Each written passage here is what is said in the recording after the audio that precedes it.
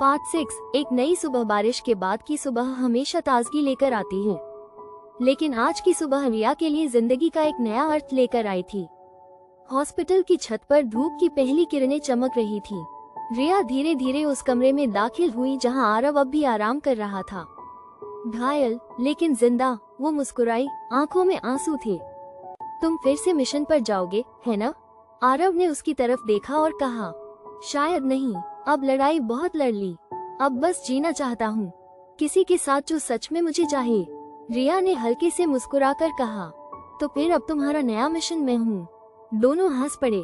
उस हंसी में राहत थी, अपनापन था, और वो सारे दर्द जो बीते दिनों में उन्होंने झेले थे अब पीछे छूट चुके थे।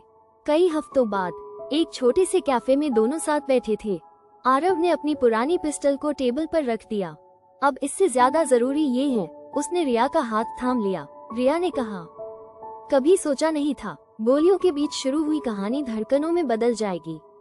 आरव ने मुस्कुराकर जवाब दिया, प्यार भी तो एक मिशन ही है रिया, जिसे दिल से पूरा करना पड़ता है। बाहर हल्की बारिश फिर शुरू हो गई थी। वो दोनों कैफे की खिड़की से उसे देख रहे थे। रिया ने सिर उसके कंधे पर रखा और आरव ने फुसफुसाया, अब कोई डर नहीं, अब बस तू और मैं। बारिश की बूंदें जैसे उस पल का जश्न मना रही थी। एक कहानी खत्म हुई, पर एक नया हम शुरू हो गया।